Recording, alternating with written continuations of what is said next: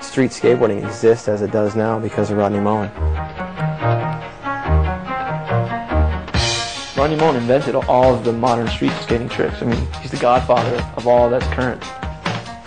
And we watch him and just be like, he's doing stuff that no one has even thought of or could do if they put their mind to it. Rodney Mullen did more for the actual act of skateboarding probably than anyone in the history of the sport.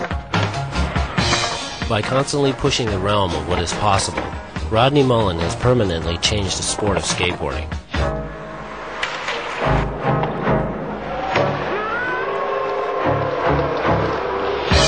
His legacy began in Gainesville, Florida in 1977. My dad, he was a dentist, and he would always say, "Look, man, I just treated a guy last week who had head trauma from going down this hill. There's nowhere in the world you're going to skateboard. Just do something valid like golf or tennis or baseball."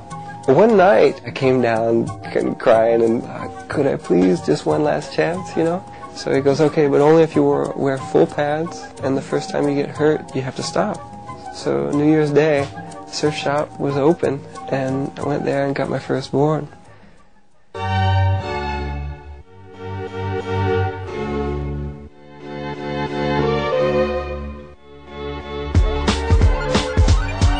My sister was a surfer, and so she hung out with the whole surf crowd that would surf on the weekends. And then during the week, they would do a lot of slalom and set up these ramps. So I would watch those guys and just think, wow, they're cool, this is independent, there's no coach, there's no nothing. So I picked up really, really quick, but of course I'm compulsive, so that's all I can think about. I just focus, and you get good really fast. After just 1 year of skateboarding, Rodney was sponsored by a nearby shop. Rodney rides for Inland Surf Shop out of Gainesville. He did well in local contests, but was often uneasy around crowds of people. Hard to emphasize this enough that I was not used to people. Probably spoke most of the dog. Here you are on camera right here.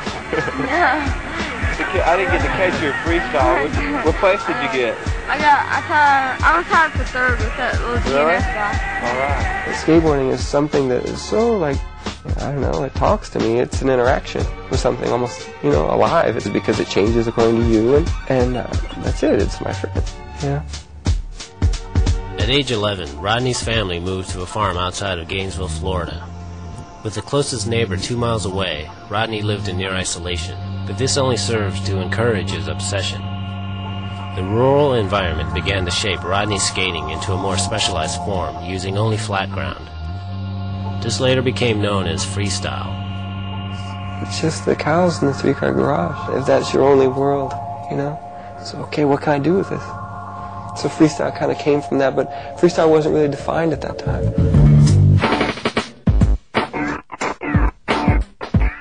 We weren't just freestylers, we were just skateboarders. But we'd enter flatland contests, and that was called freestyle. We also might enter high jump. We might do slalom. We might do downhill. We might do bull riding too, all in the same day, and we'd enter every event. As they structured it, it got more and more toward just little tricks, and then the guys who skated pools moved into vert, and the guys who organized the routines moved more into freestyle, and that's when it became delineated. As he concentrated more and more on freestyle, Rodney progressed faster than ever. Soon, many established pros began taking notice of him. It was obvious that he had spent a lot of time in his garage, I would guess, or somewhere, just practicing many, many hours each day, you could tell. Probably the most crucial time, maybe in my life, was July in 79 to that August in 80. I think it was probably the most creative time for me, where I came up with most stuff, like helipops and Caspers and all these things. They all happened in that year. By the time he entered his first pro contest in 1980, his very technical brand of skating had already left most of the dance and gymnastic-oriented freestylers far behind. So I go out there and I'm looking at everyone, and because I hadn't seen anyone, and they didn't seem very good. And then I look at Steve, and yeah, he's gnarly. So it was between us. I think I won because I got little kid points. His upset victory at the Oasis contest over legendary pro Steve Rocco was more proof to the skateboarding world that Rodney was a force to be reckoned with. The precision and consistency he did things is just unparalleled. It's hard to get mad at something like that. He was going to take it to a level that, I couldn't take it to. Skating was just his life. It's all he wanted to do. But just as it was taking off, Rodney's career almost ended because of an odd promise he'd made with his father. In order to be allowed to skate in the Oasis contest, he would have to give up skateboarding when he returned home. And what had happened, I had won, and then I came home and I was packing away all my stuff to treasure for the rest of my life, thinking that was it. And then the magazines called, and the companies are calling, and then my dad was like, well, look, I guess they're putting money into you, and so I have no choice, but just know that this is very temporary. And that has echoed in my ears more than anything, that this is very temporary. Take it as your last chance. Rodney's sort of like a mule. The harder you pull him, the more he digs his heels in. And his dad was always trying to pull him away from skateboarding, which means Rodney clung to it even more. After gaining recognition for his victory at the Oasis contest, Rodney turned pro for Paul Peralta. He was made famous by Paul's breakthrough videos, but still spent much of his time in obscurity, skating alone in his family's garage. All he wanted to do was figure out how to do new things with the skateboard and new tricks, and he didn't care if anyone else was doing it, if anyone else thought it was cool. He just wanted to see what was possible. Although too technical for most, Rodney's innovations began to influence pros who were also pushing the limits of skateboarding. I learned finger flip layers on vert because I was inspired by Rodney doing it. And I wanted to take some of these things that he was doing and try to learn them in the air, in the pools. That was the first one I did that was directly linked to freestyle. One of Rodney's simpler innovations that completely revolutionized skateboarding was the flat ground ollie. Even on vert, when ollies were first invented, Alan Gelfand didn't really hit his tail, he just kind of scooped it.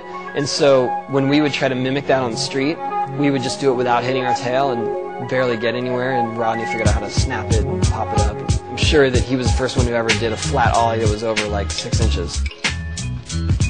If that's all he ever did, he would still have to be at, top of the list as far as who's important in skateboarding. But his list of tricks doesn't stop there, 360 flip, kick flip, heel flip, that's all Rodney Mullen tricks.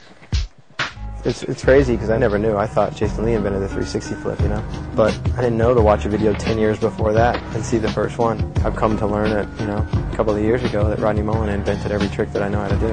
He was just pushing himself physically and mentally and opening new doors. From the very beginning of his career, Rodney's progression began to put him in a class of his own. He just started overtaking everyone at such a high speed, no one could ever catch him.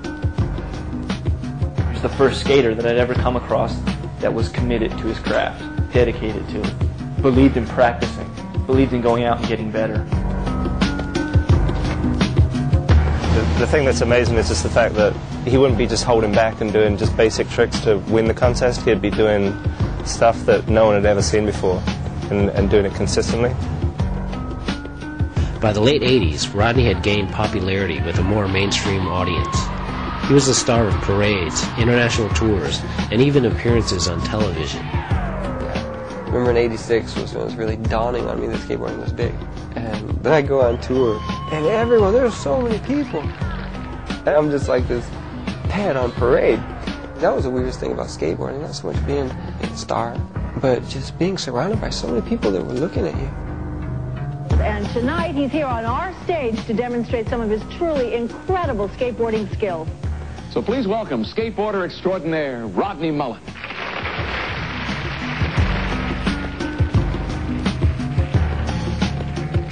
Despite all of his success, Rodney's father still insisted that skateboarding was not a legitimate career. Taking this into consideration, Rodney began to contemplate retirement. By then I was in college and I was doing so much for Swatch watches and they were flying me all over the world. That's how I was getting most of the money that I had. No one bought freestyle boards. And I remember thinking, wow, this is it. Grow up. And Steve calls me. He was like, Rodney, look, this